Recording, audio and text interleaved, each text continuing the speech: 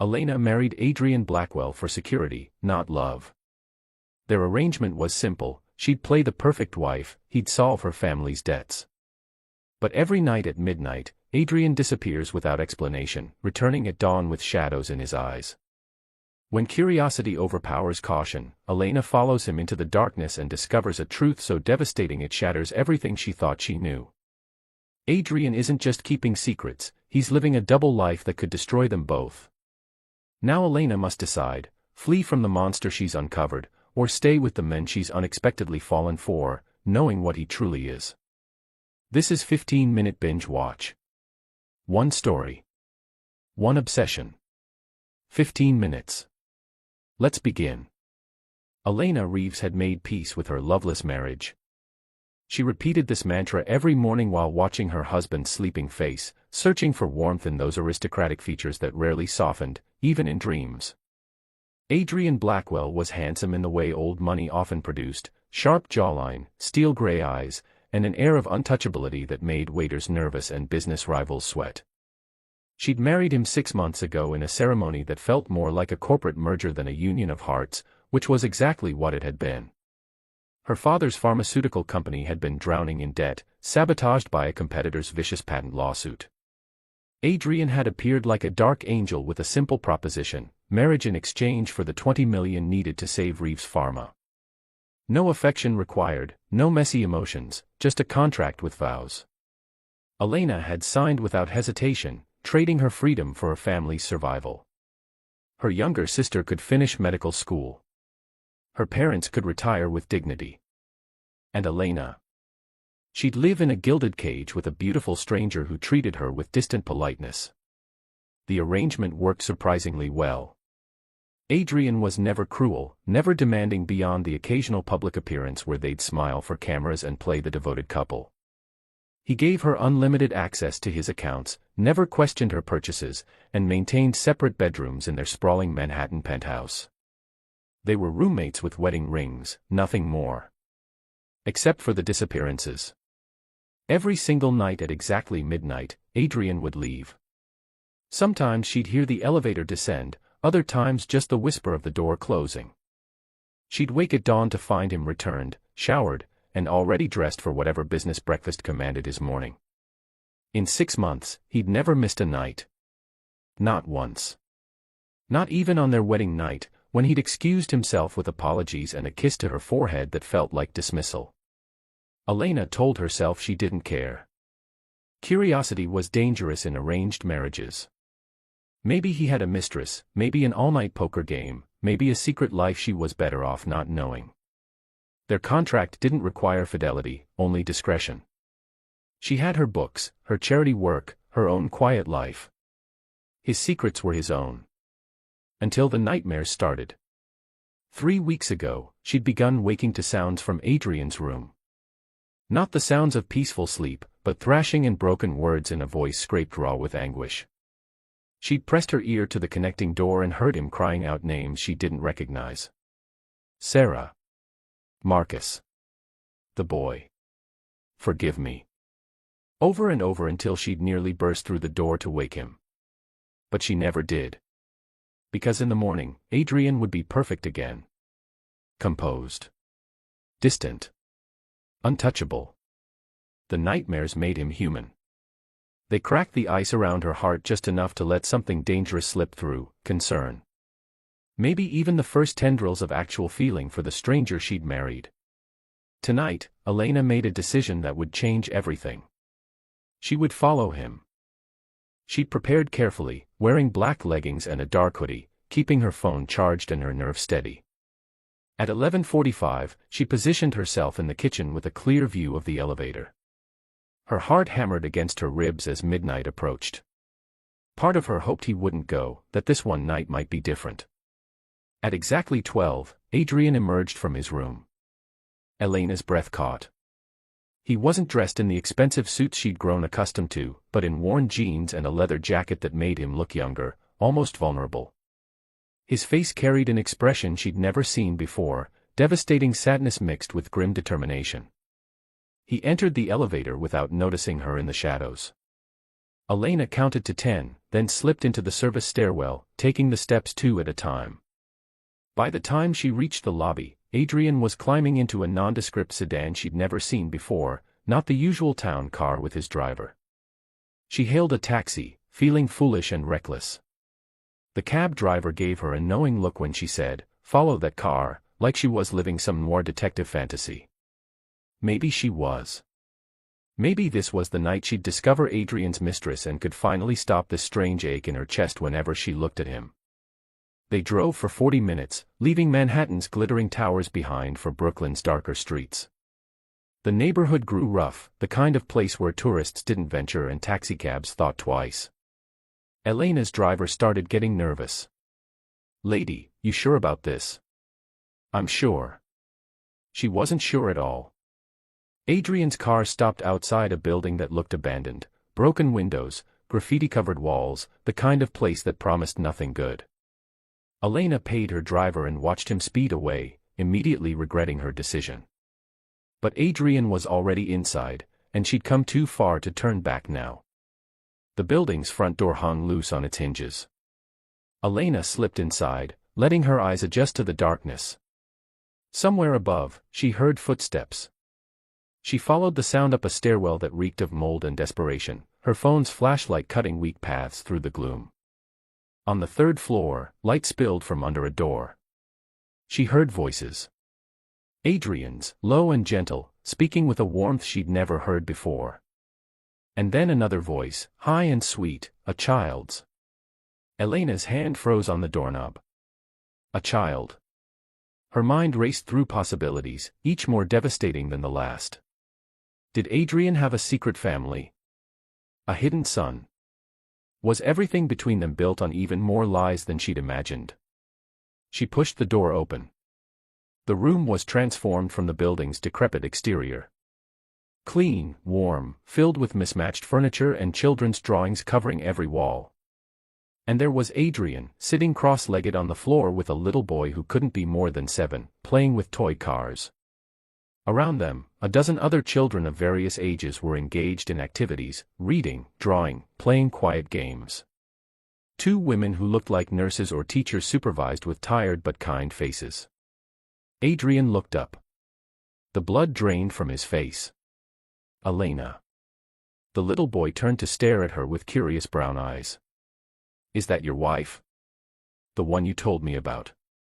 Adrian stood slowly, as if moving through water. "Everyone, this is Elena." "Elena, these are the children." "I don't understand." Her voice came out smaller than she'd intended. "No. You shouldn't be here. You should never have." Adrian ran a hand through his hair, and she saw his fingers were shaking. "Please. Come with me." He led her to a small office off the main room and closed the door. In the harsh fluorescent light, she could see every line of exhaustion on his face, every shadow of old grief. He looked like a man barely holding himself together. "7 years ago," he began, his voice hollow, "I was engaged to a woman named Sarah. She worked for a nonprofit that helped homeless youth. She was everything good in this world, everything I wasn't. She made me want to be better." Elena's chest tightened. Past tense. Was. She was helping run a group home in this building. It was illegal, the landlord was letting them stay without proper permits, but Sarah didn't care about red tape when kids were sleeping on the streets. "My company was in the middle of a major acquisition. I was working 100-hour weeks, barely sleeping. Sarah begged me to help her get legal funding for this place. I kept putting her off. There was always another deal, another meeting, another deadline." Adrian's hands clenched into fists. The landlord got greedy. He wanted the building demolished for a development deal. He hired someone to start a fire, thinking the place was empty. But Sarah was here that night with her assistant Marcus and 12 children. The fire spread fast. Too fast. Elena felt tears burning her eyes, though she'd never met these people, had never known they existed until this moment. Sarah got 11 children out. But there was a little boy, autistic, hiding in a closet because he was scared of the smoke alarm. She went back for him. Marcus went back for her. The building collapsed. Adrian's voice cracked. They found them together. Sarah was covering the boy with her body. Neither of them survived. Adrian. Elena reached for him, but he stepped back. I killed her. My money, my neglect, my obsession with business over people. I could have helped her months earlier. Could have used my resources to make this place legal and safe. But I was too busy building my empire to save the only person who mattered. That's not true. You didn't. I liquidated half my assets that week, he continued as if she hadn't spoken. Set up a foundation in Sarah's name. Found this building, bought it, renovated the apartments. I couldn't save her, but I could save her mission. Every night I come here. The 11 survivors, they're older now, but they still struggle. PTSD, nightmares, survivor's guilt. And I bring in new kids who need help. Kids like Danny, the boy you saw. I read to them, play with them, try to give them what Sarah would have given them. Elena's mind reeled, recontextualizing everything. Why didn't you tell me? Adrian's laugh was bitter. Tell my contracted wife that I'm so broken I can't sleep in my own home. That every night I have to come here and play father to children who deserve better than a man drowning in guilt. You married me for money, Elena. Not for my damage. That's not fair. None of this is fair. His composure finally shattered. Don't you understand? I can't love you. I can't love anyone. I tried to bury myself in work and it killed Sarah. Love is poison in my hands. The arrangement we have, the distance, it's to protect you. From me. Elena's heart was breaking and mending simultaneously, cracking open to let in the devastating truth of the men she'd married. So you punish yourself. Every single night. You deny yourself sleep, peace, any chance at happiness. It's not punishment. It's penance. It's prison. She moved closer, and this time he didn't retreat. Adrian, what happened to Sarah was a tragedy. A crime. But it wasn't your fault. You can't spend the rest of your life paying for someone else's evil. You don't know what you're talking about. Don't I? Her voice strengthened. I married you thinking you were a cold, unfeeling businessman. I told myself I didn't care if you loved me because I didn't love you either. But somewhere along the way, I started waking up just to hear you come home. I started watching you sleep and wondering what put those shadows in your eyes. I started falling for a ghost because you won't let yourself be real. Adrian stared at her. Elena. Those children out there need you. But they need the real you, not a martyr drowning in guilt. And maybe. She took a shaky breath, maybe I need the real you too. The silence stretched between them, heavy with 6 months of distance and 1 night of devastating honesty. Finally, Adrian spoke, his voice barely a whisper. I have nightmares. Every night. I see Sarah's face. Hear her screaming.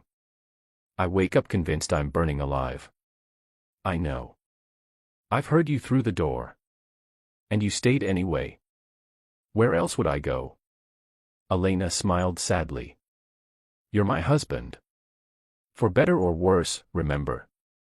Even if we skip the love part. Adrian's control finally broke completely. He sank into a chair, shoulders shaking with 7 years of unshed tears. Elena didn't hesitate. She went to him, gathered him close, and let him fall apart in her arms. The great Adrian Blackwell, billionaire and self-made king, crying like a broken child while she stroked his hair and murmured wordless comfort. When the storm finally passed, he looked up at her with red-rimmed eyes. I don't know how to do this. To let someone in again. Then we'll figure it out together. One midnight at a time. She cupped his face in her hands. But Adrian, you have to promise me something. You have to try to forgive yourself. Not today, maybe not this year. But someday. I don't know if I can. Then let me believe it for both of us. Until you're ready. Something shifted in his expression, the first crack of light through decades of self-imposed darkness. Why would you do that? Our arrangement. Forget the arrangement. Elena's voice was fierce. I didn't follow you tonight out of contractual obligation. I followed you because I was terrified something was wrong. Because I care about you, you impossible, self-sacrificing fool. Because somewhere between your polite distance and your midnight disappearances, I fell in love with you. The words hung in the air, true and terrifying. Adrian's eyes widened with something that looked almost like hope. I can't promise I'll be easy to love, he warned. Good thing I didn't marry you for easy. She leaned forward and kissed him gently, a promise and a beginning. I married you for money, remember? Everything else is just a bonus. He laughed, actually laughed, and the sound was beautiful. You're insane. Probably. Do you want to send me back? His arms tightened around her. Never. They stayed like that for a long moment before returning to the main room. Danny ran up immediately, tugging on Adrian's hand. Will Elena come every night too? Adrian looked at her, a question in his eyes. She smiled and knelt down to Danny's level. Would that be okay with you? The boy nodded enthusiastically. We can always use more players for game night. And so began their new ritual. Every night at midnight, Adrian and Elena would leave their penthouse together. They'd come to the safe house that honored Sarah's memory and spend hours with the children who needed them. Some nights were hard, when the nightmares came fierce and Adrian would wake gasping. But Elena was there, solid and real, anchoring him to the present. Gradually, the nightmares decreased. Adrian started sleeping past dawn. He smiled more. And somewhere between midnight visits and dawn returns, the contracted marriage transformed into something neither of them had planned for, love. Messy, complicated, built on tragedy and honesty and two people brave enough to choose each other despite every reason not to. Elena never regretted following Adrian that night. She'd thought she'd married a cold stranger. Instead, she'd found a man capable of devastating love, even if he'd forgotten how to receive it. And together, from the ashes of his past, they built something neither expected but both desperately needed, a real future, starting every night at midnight. Some loves save you. Others own you. If you crave dangerous billionaires and twisted romance, subscribe to 15-minute binge watch. The next story starts soon. Don't miss it.